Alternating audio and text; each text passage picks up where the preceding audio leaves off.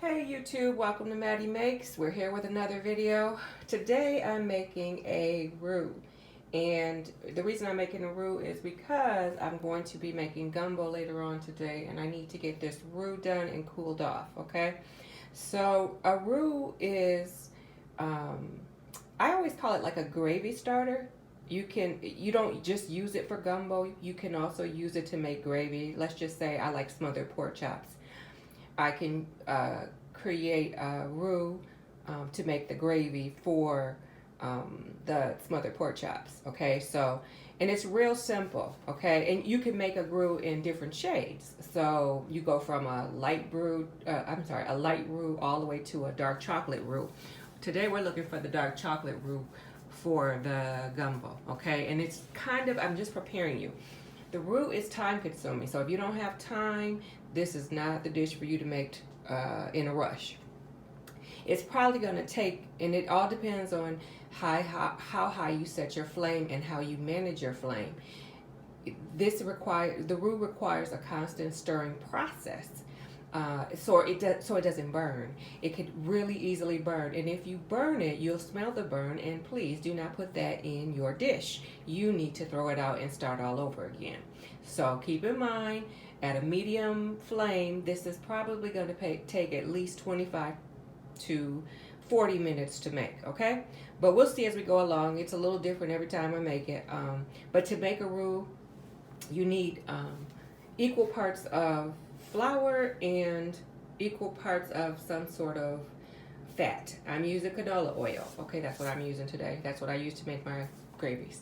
So here I have 1 cup of canola oil and 1 cup of flour. We're going to take these over to the stove. I'll bring you in over there and we'll get started with our roux. Okay, you guys, we're back by the stove. I have 2 things that you need to know about is I'm using a non-stick skillet and a wooden spoon, okay? This is going to get really hot, so you might not want to use things that are going to burn easily. You can also, I have a black skillet that you could use, but I didn't feel like getting all that out today, so we're going to go with this. I'm pouring the oil in here, and we're going to let the oil heat up for about 2 to 3 minutes. And I'll bring you back when it's all heated up. So I'm trying to gauge how hot this skillet is. I put little flour drops in there, you guys. And yeah, it's not hot enough yet. So we'll let it hang out a few more minutes. I'm going to turn it up. I have an electric oven. I'm on 5. I'm going to turn it up to 6 and a half. I add a little bit more flour. It looks like it's sizzling like it should be, you guys. So I'm going to go ahead now and add that 1 cup of flour to this canola oil.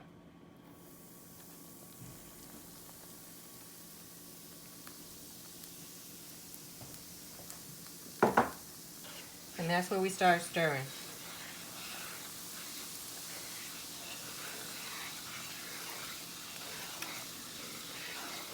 Remember, I turned this up on my electric stove to 6 and a half.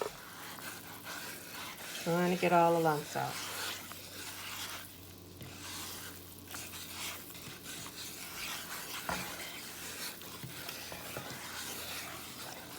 We got all the lumps out.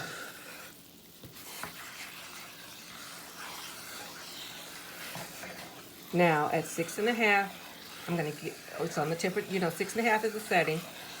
I'm going to, and you don't have to do, a higher setting.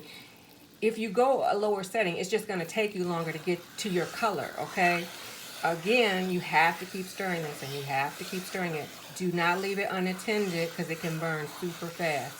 With that said, I'm going to let this do its thing for 5 minutes, and then I'll bring you back, and we'll see if we've changed to a different shade or color. Okay, you guys, this is the 5-minute mark, and I know it to be so because I timed it exactly for you guys. I'll turn the timer off. That was 5 minutes, and this is kind of the color we have right now. I'm going to go ahead and let it cook another 5 minutes, and I'll bring you back. Hi, you guys. I'm back. 5-minute mark again.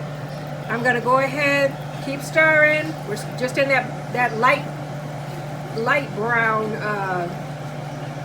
stage. I'm going to go for another 10 minutes and see if we can't get to the next color I'll be back. Okay, you guys, I'm back. And if we've hit the 10-minute mark, I'm turning the timer off. This is where we're at. I call this like coffee with cream color, right? That's what it looks like, with coffee with a lot of cream in it, for those of you who like cream like me. So this is where we're at after a total of 15 minutes. I'm gonna go another 10 and then I'll bring you back. Okay, you guys, that's just the alarm going off.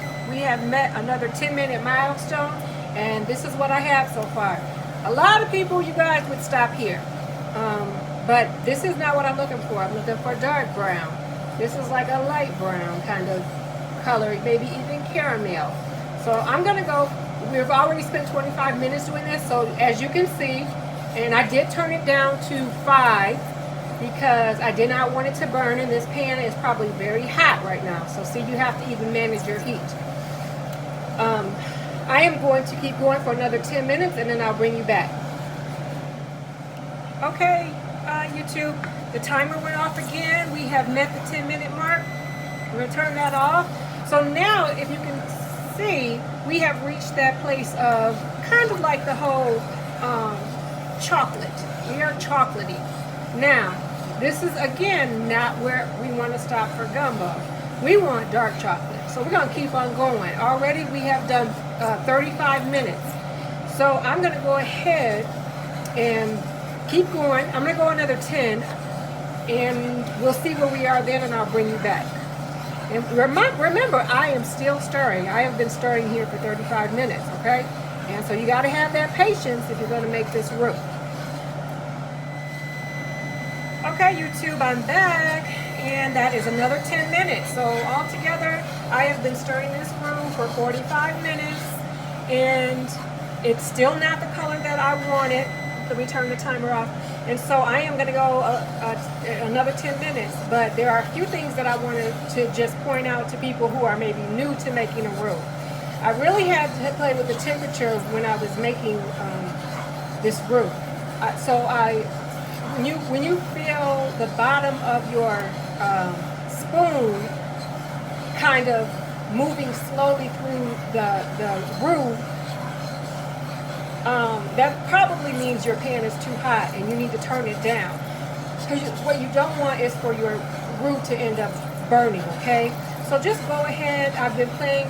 I did tell you that I turned it down to 5, but right now I even turned it down to a 4. And let me tell you why.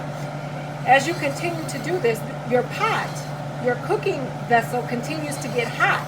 And so you kind of have to adjust your temperature because the pan keeps absorbing the heat, which is also heating up your roux. Okay, so that is why. Now, another question is, could you stop here and put this in the gumbo? People do this all the time. They stop here and add it to the gumbo. But the darker you go, the more rich the flavor is. That's the only difference. A darker roux is going to give it a deeper flavor. If you want to stop here, I know that people do, but this recipe that I utilize for gumbo is from my oldest friend. Her mother is from Louisiana, and when she first taught me how to make this, she said, this is not the color. That's what she said. This is not the color. You got to keep going.